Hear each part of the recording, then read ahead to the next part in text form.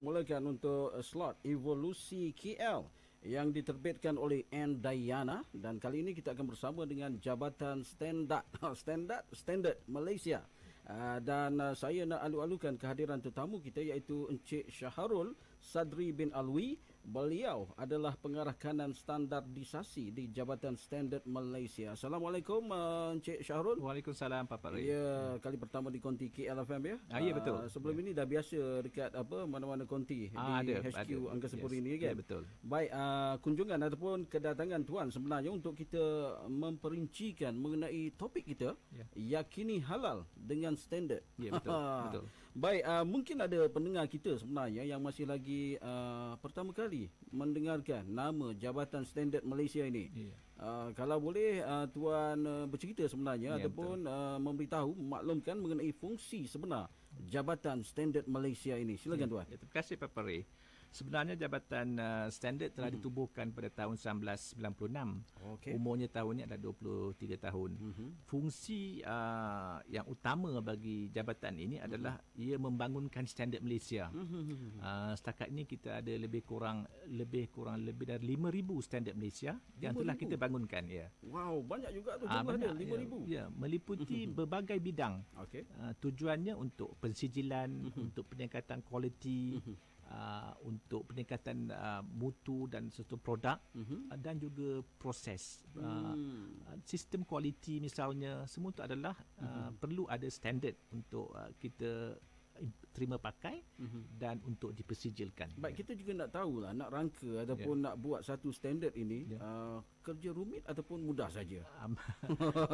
Kerjanya tidaklah begitu rumit, tetapi ia memerlukan persetujuan dari berbagai pihak untuk membangunkan suatu standard tersebut.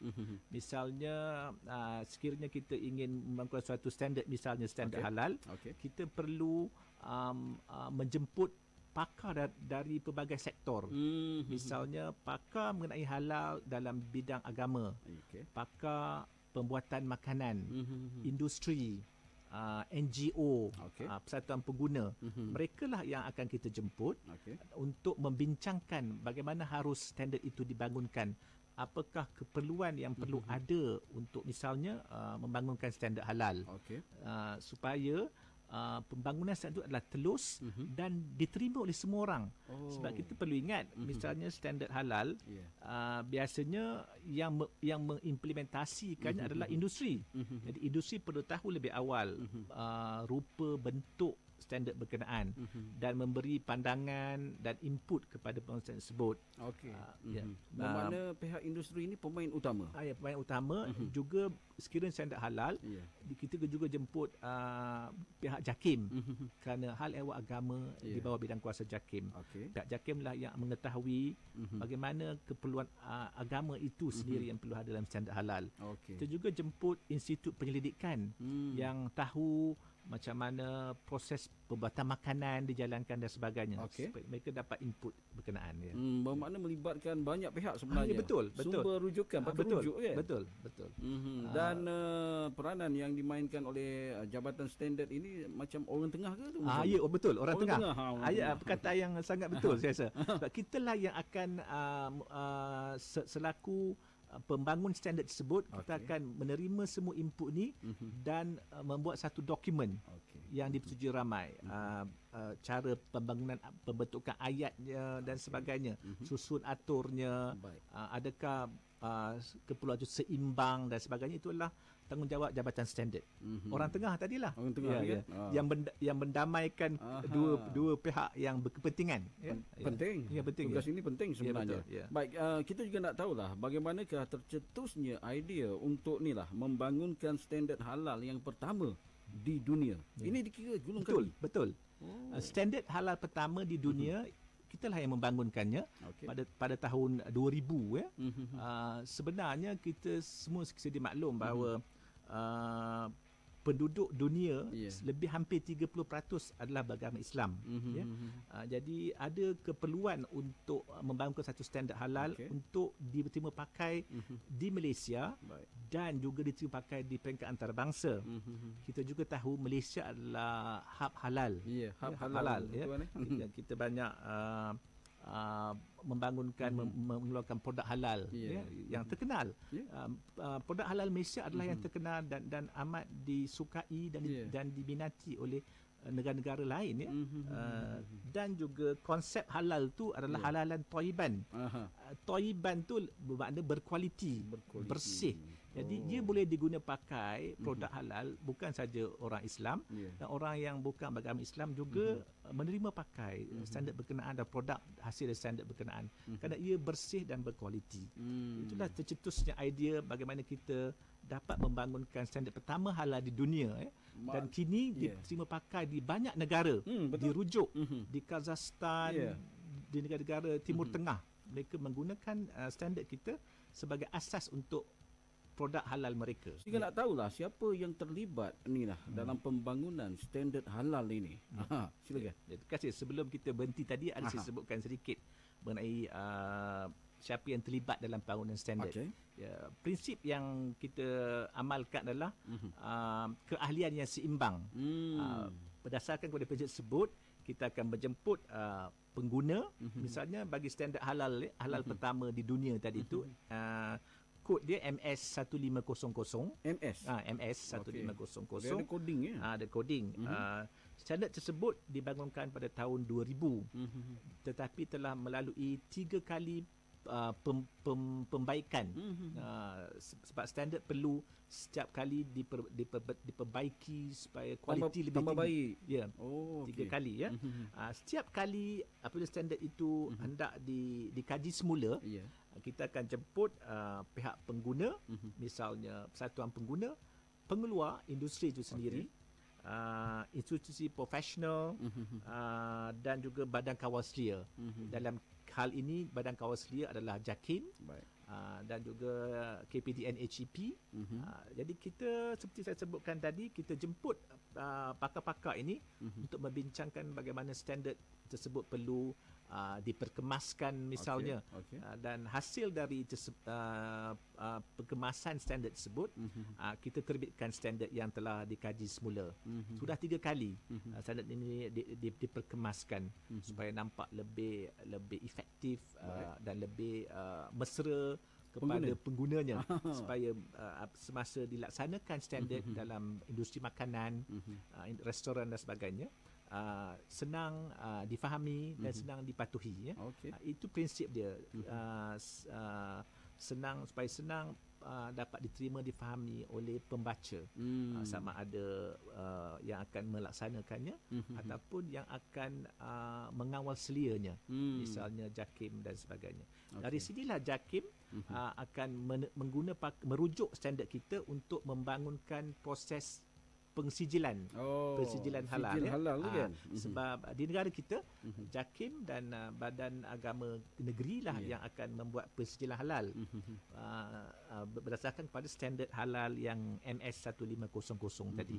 Mereka merupakan pihak kawal selia. Ya betul, kawal selia dan memberikan pensijilan. Baik, biasa kita tengok kalau biasalah dalam kehidupan kita kalau barangan elektrik, cop sirim tu kan? Cop Suruhanjaya Tenaga.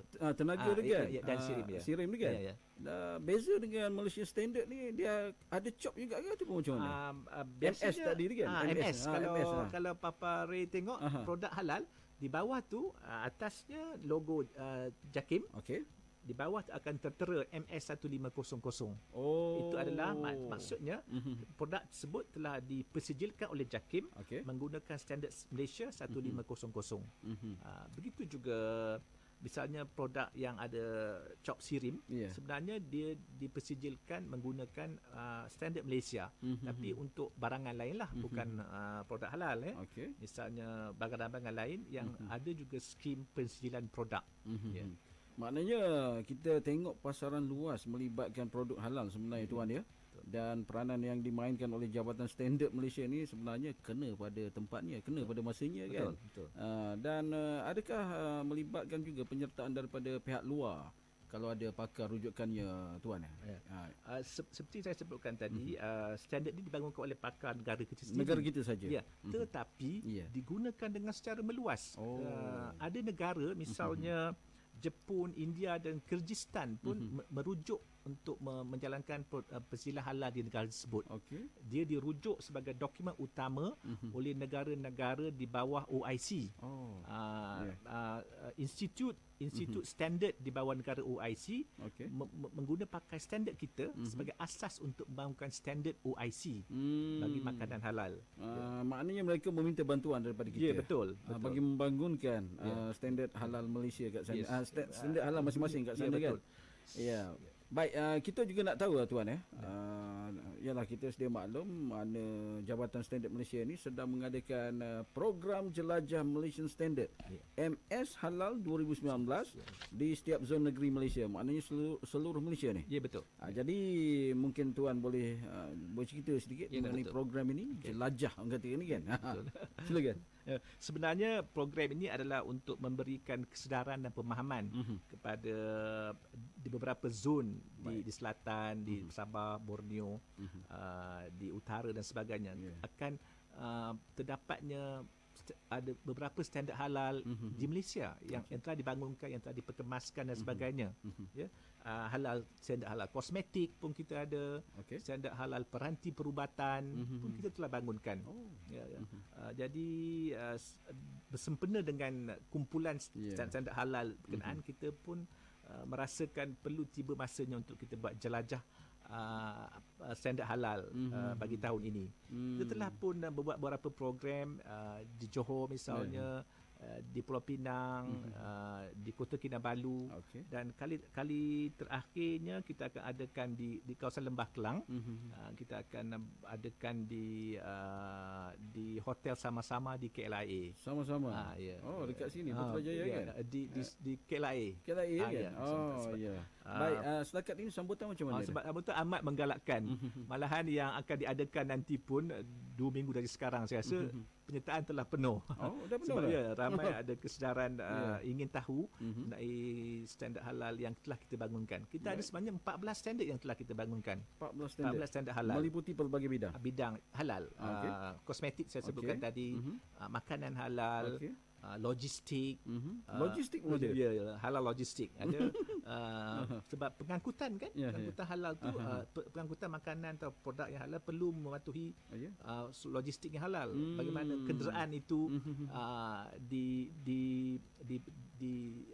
melalui proses untuk pembersihan dan sebagainya. Jadi itulah.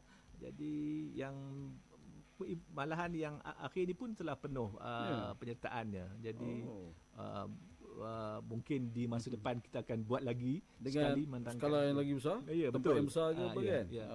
Melibatkan penyertaan yang lagi ramai sebenarnya. Dimaklumkan ni halal medical device ini julung kalinya ataupun yang pertama di dunia. Ya, betul. Wow. Seperti standard halal yang 1500 tadi yang kita bincangkan tadi, dia juga adalah standard pertama halal mengenai medical device yang dibangunkan oleh sesebuah negara, ya. Standard yang pertama di dunia mengenai halal medical device. Itu kejayaan sebenarnya. Ya, betul. Baik, kita dah menghampiri untuk hujungnya evolusi KL ini. Mungkin ada saranan dan juga harapan daripada Jabatan Standard Malaysia ni, tuan. Silakan.